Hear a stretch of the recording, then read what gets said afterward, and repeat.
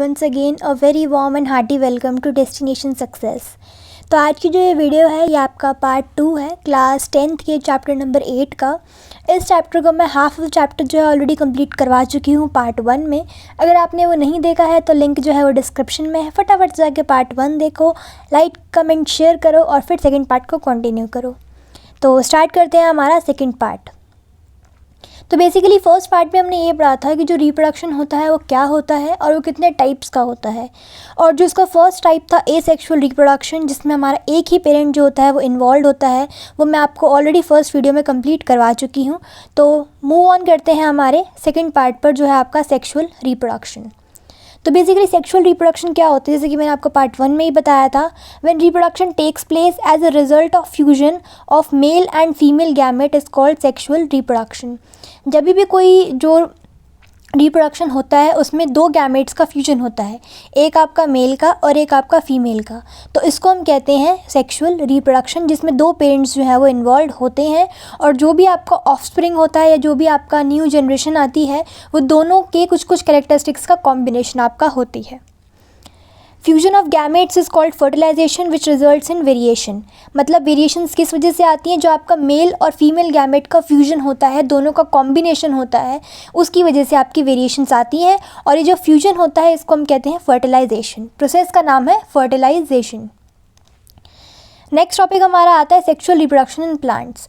Plants और humans दोनों में ही सेक्सुअल रिप्रोडक्शन होता है। एनिमल्स में भी सेक्सुअल रिप्रोडक्शन होता है, पर उसको हम ह्यूमंस और एनिमल्स को एक ही टाइप से कंपेयर करते हैं, तो एक ही टॉपिक में हम इन दोनों को ही पढ़ लेते हैं। सबसे पहले देखते हैं प्लांट्स में sexual reproduction. Flowers are the reproductive organs of a plant. ये काफ़ी इंपॉर्टेंट पॉइंट है जो कई बार एक नंबर के क्वेश्चंस में आपसे पूछ लेते हैं कि प्लांट का कौन सा पार्ट जो है वो आपका रिप्रोडक्टिव ऑर्गन होता है। तो आंसर क्या है, फ्लावर। कि एक फ्लावर जो होता है वो आपके एक प्लांट का रिप्रोडक्टिव ऑर्गन होता है और जो भी आपका रिप्रोडक्शन का प्रोसेस होता है वो कहाँ टेक प्लेस करता है, आपका फ्लावर में करता है। A typical flower consist of 4 main whorls, namely sepal, petal, stamen and pistil. ये 4 जो होते हैं ये आपके एक फ्लावर के पार्ट होते हैं जो कि आपका रिप्रोडक्शन के प्रोसेस में पार्ट लेते हैं। नेक्स्ट आता है हमारा टाइप्स ऑफ फ्लावर, कि कितने टाइप्स के हमारे फ्लावर जो हैं वो होते हैं। We have 2 types of flower. First is bisexual and second is unisexual. जैसे कि आपको पता है कि यूनी मतलब होता है आपका 1, तो मतलब ऐसे फ्लावर जिनमें या तो फिर मेल होगा या फिर फीमेल होगा रिप्रोडक्टिव पार्ट, तो वो होते हैं आपके यूनिसेक्सुअल फ्लावर, मतलब जिसमें एक ही सेक्स का ऑर्गन जो होता है वो प्रेजेंट होता है। नेक्स्ट होते हैं आपके बाइसेक्सुअल फ्लावर। बाइसेक्सुअल फ्लावर क्या होता है, जिसमें मेल और फीमेल दोनों ही रिप्रोडक्टिव पार्ट जो होते हैं वो प्रेजेंट होते हैं। जैसे कि आपका एग्जांपल हो गया हिबिस्कस। हिबिस्कस एक ऐसा प्लांट है जिसमें आपका मेल और फीमेल दोनों ही रिप्रोडक्टिव पार्ट जो होते हैं वो प्रेजेंट होते हैं। और यूनिसेक्सुअल का आपका एग्जांपल हो गया पपाया एंड वाटरमेलन, जिनमें आपका सिर्फ एक ही रिप्रोडक्टिव ऑर्गन होता है, या तो सिर्फ मेल का होगा या फिर फीमेल का होगा। नेक्स्ट आपका आता है स्ट्रक्चर ऑफ फ्लावर, कि एक फ्लावर का स्ट्रक्चर किस टाइप का होता है। तो बेसिकली ये आपका फ्लावर का एक डायग्राम है जो काफ़ी इंपॉर्टेंट है। कई बार पेपर में आपसे क्वेश्चंस पूछ लेता है डायग्राम के भी, जो 4 से 5 नंबर के आपके आते हैं। डायग्राम्स में आपको हमेशा चॉइस आती है, या तो आपको ह्यूमन रिप्रोडक्टिव ऑर्गन का डायग्राम आता है या फिर आपका ये स्ट्रक्चर ऑफ फ्लावर आता है। तो दोनों ही डायग्राम आपको ईजिली और बहुत ही अच्छे से याद होने चाहिए। जो एग्ज़ाम होता है उसमें कभी भी आपको ड्राइंग के मार्क्स नहीं मिलते हैं, आपको वहाँ पर सजाना नहीं है किसी भी चीज़ को।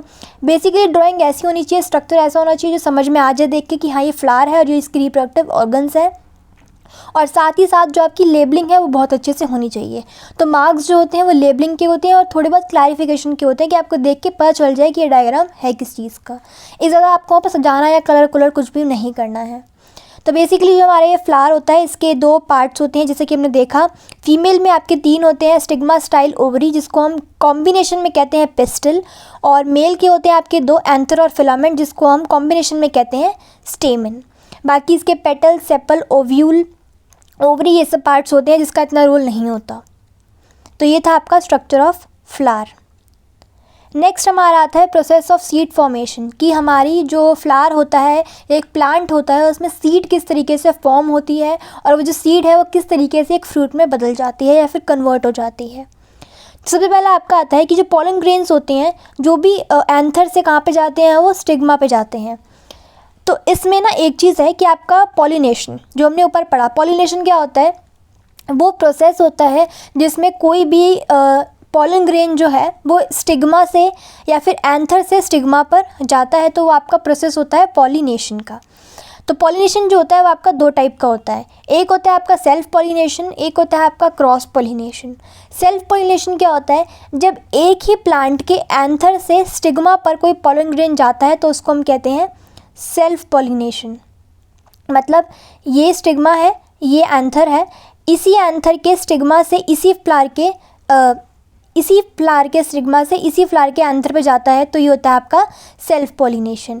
ऐसे ही इसी का जस्ट ऑपोजिट आपका आता है क्रॉस पॉलिनेशन। क्रॉस पॉलिनेशन क्या होता है, ये एक फ्लावर था, ये दूसरा फ्लावर था, इस फ्लावर के पास एंथर है, इसके पास आपका स्टिग्मा है। जब कोई पोलन ग्रेन इस फ्लावर के एंथर से इस फ्लावर के स्टिग्मा पे जाता है तो उसको हम कहते हैं क्रॉस पॉलिनेशन। क्रॉस हो रहा है ना, ये इसके पास से इसके पास जा रहा है, तो एक तरीके से क्रॉस बन रहा है, जिसको हम कहते हैं क्रॉस पॉलिनेशन। तो ये आपका आता है दो टाइप का पॉलिनेशन, इसी को एक्सप्लेन करा हुआ है इसमें इस फर्स्ट पॉइंट में। नेक्स्ट आपको बताया हुआ है कि जो ये पोलन ग्रेन्स ट्रांसफ़र होते हैं क्रॉस पोलिनेशन में, वो ट्रांसफ़र किस किस चीज़ों के या किस किस एजेंट के थ्रू होते हैं। जैसे कि आपका हो गया एयर, वाटर एंड एनिमल्स। मतलब हवा चली तो हवा से पोलन ग्रेन्स जो है वो उड़ के दूसरे प्लांट के स्टिग्मा पर चले गए, तो वो आपका एजेंट हो गया एक तरीके से। वाटर, कोई पोलन ग्रेन आपके वाटर के थ्रू बह के चला गया, या फिर एनिमल्स की, जैसे ये एक प्लांट था, यहाँ पर एनिमल ने फीड करा तो पोलन ग्रेन्स क्या हुआ, एनिमल की बॉडी पे स्टिक हो गए। जब वही एनिमल दूसरी जगह जाकर इस फ्लावर के पे अपना फीड करेगा या फिर खाना खाने लगेगा, तो क्या होगा, पोलन ग्रेन्स जो होंगे यहाँ के स्टिग्मा पर चिपक जाएंगे। तो एनिमल ने क्या काम करा, एक तरीके से एजेंट का काम यहाँ पर करा। Next point says pollen grains germinate from pollen tubes which pass through style to reach up to the ovule present in the ovary. जैसा आपका ये ओवरी है, थोड़ा जूम करके इसको देख लेते हैं। जैसे मैंने बताया कि पोलन ग्रेन्स क्या होते हैं, वो स्टिग्मा पर जाके चिपक जाते हैं। स्टिग्मा एक काफ़ी स्टिकी सा पार्ट होता है एक फ्लावर का, जो क्या करता है, पोलन ग्रेन्स को अपने आप पर स्टिक कर लेता है, एक तरीके से ग्लू का काम करता है। जब ये पोलन ग्रेन यहाँ पर स्टिक हो जाता है तो क्या करता है, एक लंबी सी ट्यूब जो है वो फॉर्म करनी शुरू कर देता है, जिसको हम कहते हैं पोलन ट्यूब। ये जो पोलन ग्रेन था, इसने क्या करा, एक ट्यूब बनाई जो कहाँ गई, फ्लावर के ओवरी तक गई। ओवरी कह सकते हो आप इसको, ओव्यूल कह सकते हो, जो यहाँ तक गई। इसके बाद क्या होता है, जो भी आपका मेल जर्म सेल होता है वो इस पोलन ट्यूब के थ्रू इस ओवरी के अंदर चला जाता है, और वहाँ पर वो जो पॉलिनेशन का जो प्रोसेस होता है वो स्टार्ट कर देता है। जैसे कि आपको इसमें एक्सप्लेन भी करा हुआ है, the fusion of male and female gametes is called fertilisation. जैसे कि हमने ऊपर भी पढ़ा कि जो भी आपका फर्टिलाइजेशन होता है वो क्या होता है कि जो भी आपका ये मेल है ये फीमेल है, जब दोनों गैमेट्स मिलकर एक नया जनरेशन बनाते हैं तो उसको हम कहते हैं फर्टिलाइजेशन। और फर्टिलाइजेशन का प्रोडक्ट क्या होता है, जायगोट। कि बनता क्या है, जो बेबी बनता है उसको हम बेबी नहीं कहते हैं, उसको हम क्या कहते हैं, zygote. Zygote divides to form embryo. Ovule develops thick coat and changes into seed gradually. मतलब जो भी आपका ओव्यूल बना है, जो भी आपका एम्ब्रियो बना है, वो क्या करता है, अपने आसपास एक थिक कोट बना लेता है। जैसे कि मैंने आपको बताया था ये जनरेशन नई वाली बनी थी, ये क्या करती है, अपने आसपास एक थिक कोट बना लेती है। थिक कोट क्यों बनाती है, ताकि जो भी आपका एक्सटर्नल इन्वायरमेंट है, बाहर की इन्वायरमेंट है, उससे ये प्रोटेक्टेड रहे, किसी टाइप का खतरा या फिर कोई टेम्परेचर की वजह से ये ख़राब ना हो जाए। Ovary changes into fruit and other parts of the flower fall. मतलब जो भी आपका ये ओवरी था ये फ्रूट में चेंजेस, क्योंकि ये सीड था, सीड ही फ्रूट में बदलता है, तो ये क्या करता है, बड़ा होकर अपने आप को एक फ्रूट बदल लेता है। और जो बाकी के पार्ट्स होते हैं प्लांट, जैसे कि आपका पेटल्स हो गया, सेपल्स हो गई, लीव्स वगैरह हो गई, जो साथ में होती हैं, सारी क्या होती हैं, शेड ऑफ हो जाती हैं, अपने आप ही फॉल ऑफ हो जाती हैं, और फ्रूट जो होता है वो ऐसा कैसी बच जाता है। तो ये था आपका प्रोसेस ऑफ सीड फॉर्मेशन, और सीड से एक एम्ब्रियो कैसे बनता है या फिर एक फ्रूट कैसे बनता है वो भी हमने इसमें पढ़ लिया। Last point says the seed germinates to form a plant under a suitable condition such as air, moisture etcetera.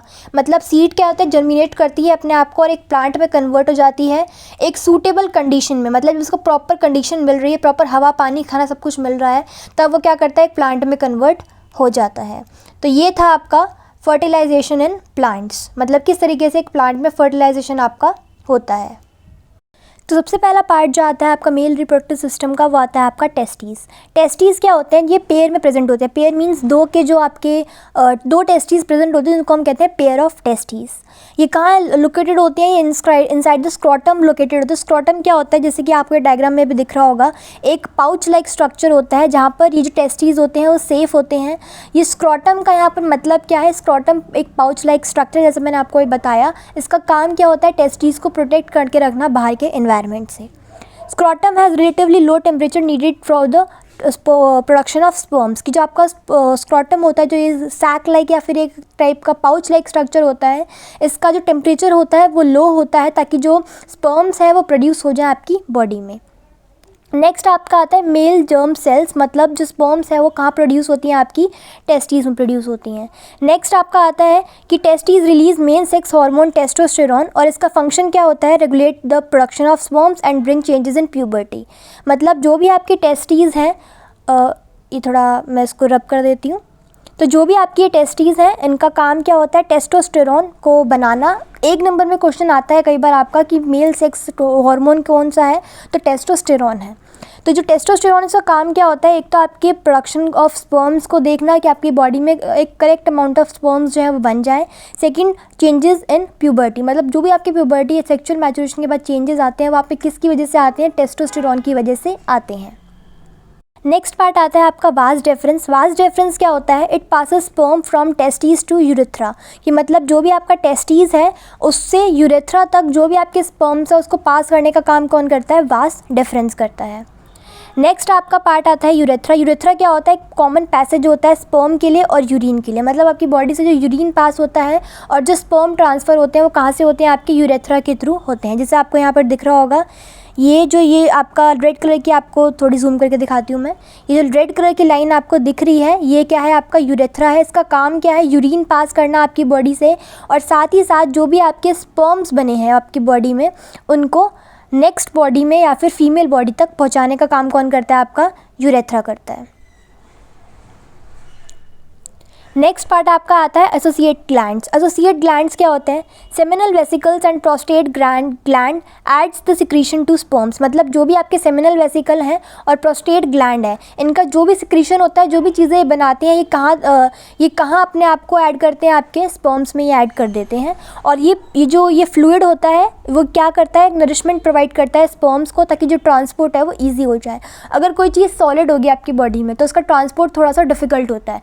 तो ये क्या करते हैं? जो आपके प्रोस्टेट ग्लैंड और सेमिनल वेसिकल हैं, ये एक तरीके से स्पर्म्स को लिक्विड मीडियम प्रोवाइड कर देते हैं ताकि जो आपके स्पर्म्स हैं वो मेल बॉडी से फीमेल बॉडी में बहुत इजीली ट्रांसफ़र हो जाए।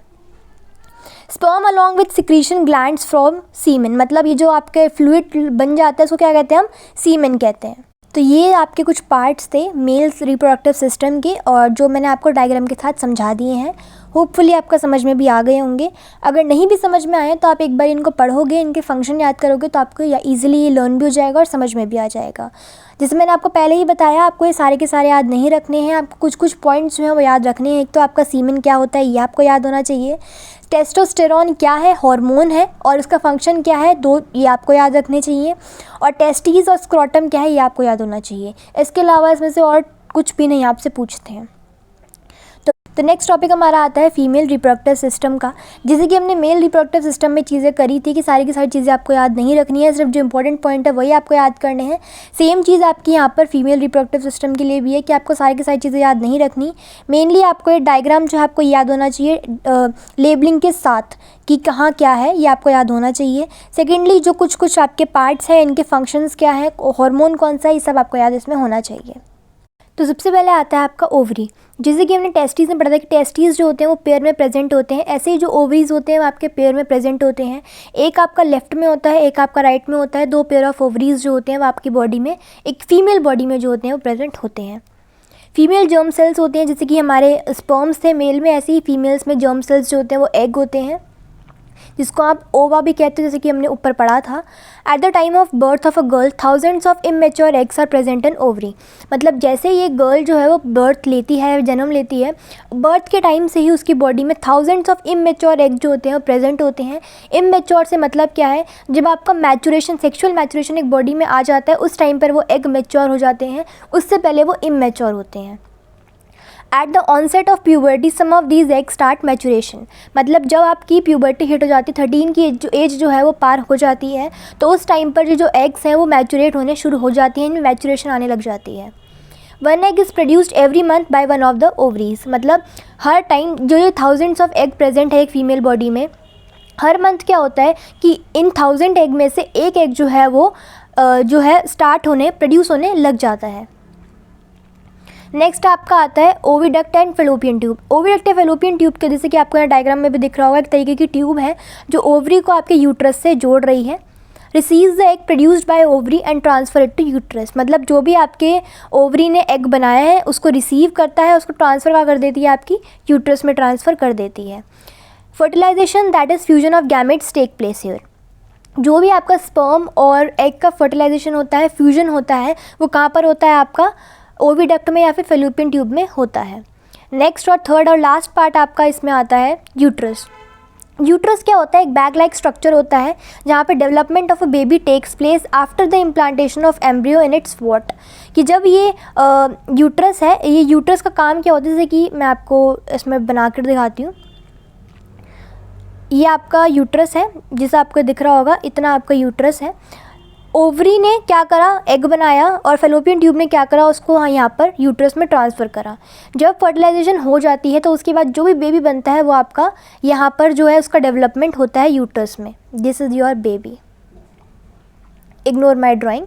तो बेसिकली आप बताने का मतलब क्या है कि जो यूट्रस है इसका काम क्या होता है, ये एक सैक लाइक स्ट्रक्चर होता है कि जो भी इसकी वॉल्स होती हैं ये अपने आप को थोड़ा एक्सपैंड कर देती हैं और जो भी बेबी होता है वो यहाँ पर डेवलप होता है। Uterus opens into vagina through cervix. Uterus क्या कहाँ ओपन होता है, आपका वजाइना में ओपन होता है सर्विक्स के थ्रू। ये जो सर्विक्स है ये एक तरीके से यूट्रस का मुंह कह सकते हो आप, जो जहाँ से जो बेबी होता है वो आउट होता है या फिर बाहर निकलता है। नेक्स्ट आपका आता है व्हेन एग इज़ फर्टिलाइज्ड। अब हमने ऊपर दो चीज़ें पढ़ी हैं कि यूट्रस जो है वो हर महीने एक एग को प्रोड्यूस करता है। जब भी इस एग को कोई मेल स्पर्म मिल जाता है तो क्या करता है, फ्यूजन करना शुरू करता है और एक बेबी जो है उसका डेवलपमेंट होना स्टार्ट हो जाता है। यहाँ पर मीन्स फर्टिलाइजेशन का प्रोसेस जो होता है वो स्टार्ट हो जाता है। तो दो चीज़ें हैं, एक तो इसको स्पर्म मिलेगा और एक इसको स्पर्म नहीं मिलेगा। दोनों ही सिचुएशंस आपके पेपर के पॉइंट ऑफ व्यू से काफ़ी इंपॉर्टेंट है। दोनों में से एक ना एक ज़रूर आपके पेपर में पूछ लेता है कि अगर आपके एग को स्पर्म मिल गया है तो क्या होगा, अगर फर्टिलाइजेशन नहीं हुआ तो क्या होगा। तो दोनों सिचुएशन आपको पता होनी चाहिए। सबसे पहला आता है आपका व्हेन एग इज़ फर्टिलाइज, मतलब जब एग को उसका जो स्पर्म था वो मिल गया और फर्टिलाइजेशन का प्रोसेस जो है वो स्टार्ट हो गया, तब क्या होगा। The fertilised egg is called zygote. जो भी आपकी फर्टिलाइजेशन के बाद जो भी चीज़ बनी है उसको हम कहते हैं जायकॉट। और ये प्लांट कहाँ होता है, यूट्रस में। से मैंने आपको बताया कि जो बेबी होता है वो कहाँ डेवलप होता है, यूट्रस में होता है। And develops into an embryo. और जो जायगॉट होता है वो किस में डेवलप हो जाता है, आपके एम्ब्रियो में। The embryo gets nutrition from the mother's blood with the help of special tissue called placenta. ये प्लासेंटा भी काफ़ी इंपॉर्टेंट टॉपिक है जो आपको याद होना चाहिए, क्योंकि एक नंबर में कभी कभी ये पूछ लेता है कि प्लासेंटा क्या है, या फिर ऐसे भी क्वेश्चन पूछ लेता है कि जो बेबी है उसको न्यूट्रिशन कहाँ से मिलता है। तो एक जो एम्ब्रियो बना है उसको न्यूट्रिशन कहाँ से मिलता है, माँ के खून से, मतलब मदर ब्लड से उसको न्यूट्रिशन, ऑक्सीजन सब कुछ वहीं से मिलता है। और कैसे मिलता है, प्लासेंटा के थ्रू। आपने देखा भी होगा किसी वीडियो में या फिर कहीं और, जब भी एक बेबी बॉर्न होता है उसके साथ एक ट्यूब निकलती है। वो जो ट्यूब होती है वो मदर के ब्लड से या फिर मदर के पार्ट से जुड़ी हुई होती है, उसको हम कहते हैं प्लासेंटा। उसका काम क्या होता है कि जो एक माँ के ब्लड है, जो मदर का ब्लड होता है, उससे जो भी आपकी ऑक्सीजन है, जो भी आपकी न्यूट्रिशन है, उसको बेबी तक पहुँचाने का काम उस प्लासेंटा का होता है। जब भी आपकी डिलीवरी होती है और बेबी बॉर्न हो जाता है तो उसके बाद उस ट्यूब को कट कर देते हैं, क्योंकि न्यूट्रिशन बाहर से भी उसको मिल सकता है। तो मतलब जब तक वो पेट के अंदर रहता है तब तक उसके लिए वो प्लासेंटा ही जो है वो उसको ऑक्सीजन प्रोवाइड करती है, वही इसका न्यूट्रिशन प्रोवाइड करती है, और वही उसकी बॉडी से वेस्ट प्रोडक्ट जो है वो माँ के खून में ही वापस मिला देती है।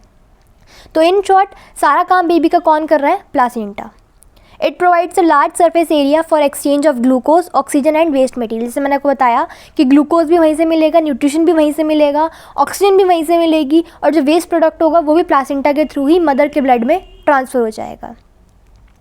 The time period for fertilisation up to birth of a baby is called gestation period. Gestation period क्या होता है, जो 9 महीने का पीरियड होता है आपका फर्टिलाइजेशन से स्टार्ट होकर और बेबी के बर्थ तक, उसको हम कहते हैं जेस्टेशन पीरियड। और जो किसका होता है आपका 9 मंथ्स का ह्यूमंस में होता है। एनिमल्स में ये अलग टाइम का होता है, ह्यूमंस में ये 9 मंथ्स का होता है। तो ये था आपका जब एक एग जो है फर्टिलाइज हो जाता है, मतलब एग को स्पर्म जो है वो मिल जाता है। नेक्स्ट आपका इसी को अपोजिट चीज़ मैंने आपको बताया कि जब एग फर्टिलाइज नहीं होता, जब इसको स्पर्म जो है वो नहीं मिलता, इसको हम मेंस्ट्रुअल साइकिल भी कहते हैं। The uterus prepare itself every month to receive a fertilised egg, मतलब यूट्रस क्या करता है, अपने आप को हर महीने प्रिपेयर करता है एक फर्टिलाइज्ड एग के लिए, कि मतलब बाई चांस अगर कोई स्पर्म मिल जाता है और जो एग फर्टिलाइज हो जाता है, फर्टिलाइजेशन का प्रोसेस हो जाता है, तो यूट्रस अपने आप को प्रिपेयर करता है ताकि वहाँ पर बेबी जो है वो सेफ इन्वायरमेंट में रह पाए। The lining of uterus become thick and spongy required to support the embryo, मतलब एम्ब्रियो के रहने के लिए और उसको एक सेफ़ इन्वायरमेंट प्रोवाइड करने के लिए जो यूट्रस होता है वो थिक हो जाता है और स्पॉन्जी होता है। स्पॉन्जी मतलब थोड़ा सा एक गद्देदार कह सकते हो आप उसको। और क्यों होता है ये? एम्ब्रियो को सपोर्ट करने के लिए। When fertilization has not taken place, this lining is not needed any longer, मतलब जब फर्टिलाइजेशन नहीं होता था, स्पर्म उसको नहीं मिलता, तो ये लाइनिंग किसी काम की नहीं रहती है। अब उसने हमने रखा क्यों उसको? एम्ब्रियो के लिए, कि अगर एम्ब्रियो बन गया तो वो यहाँ रह सकता है। अब एम्ब्रियो बना ही नहीं तो किसी काम की नहीं है। अब जो चीज़ काम की नहीं होती उसको हम तोड़ देते हैं या फिर फेंक देते हैं। तो सेम चीज़ यहाँ पर है कि जब फर्टिलाइजेशन नहीं होता और एम्ब्रियो को कोई नामो निशान ही नहीं है, बना ही नहीं है एम्ब्रियो, तो क्या होता है, ये लाइनिंग जो होती है ज़रूरत के काम की नहीं होती है। तो वो क्या करती है, lining breaks and comes out through vagina as blood as mucus.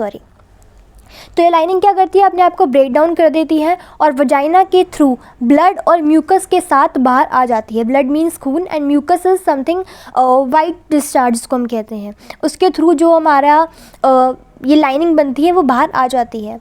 This cycle takes place around 28 days every month. ये साइकिल जो है आपकी 28 डेज़ के बाद रिपीट होती रहती है हर महीने, और इसको हम कहते हैं मेंस्ट्रुएशन या फिर मेंस्ट्रुअल साइकिल। मतलब 28 डेज़ एक महीने में हुआ, उसके बाद 28 डेज़ के बाद ये अपने आप को हर मंथ रिपीट करती रहती है, मतलब हर बार ये लाइनिंग बनेगी और एम्ब्रियो जब नहीं बनेगा तो ये अपने आप ही शट ऑफ हो जाएगी। अगर इसको बाय चांस इस टाइम पर कोई स्पर्म मिल जाता है और एम्ब्रियो फॉर्म हो जाता है तो फिर ये नहीं होती, मतलब अब लाइनिंग एम्ब्रियो बन गया तो लाइनिंग तो काम की है, तो ये शट ऑफ नहीं होती है। ये शट ऑफ तभी होती है जब एक एम्ब्रियो नहीं बनता, मतलब एग और स्पर्म का फ्यूजन नहीं होता। तो ये थी आपकी मेंस्ट्रुअल साइकिल, और फर्टिलाइजेशन अगर नहीं होता तो क्या होता है इसके बारे में। नेक्स्ट टॉपिक हमारा आता है रिप्रोडक्टिव हेल्थ, जिसको हम करने वाले हैं नेक्स्ट वीडियो में। तो होप आपको आज की वीडियो के सारे टॉपिक्स बहुत ही क्लियरली और इजी लैंग्वेज में समझ में आ गए होंगे। वीडियो पसंद आई हो तो लाइक कमेंट शेयर ज़रूर करें और चैनल को सब्सक्राइब करके बेल आइकन प्रेस कर दें for all the new videos. Hope you like the video and all the best for your exams.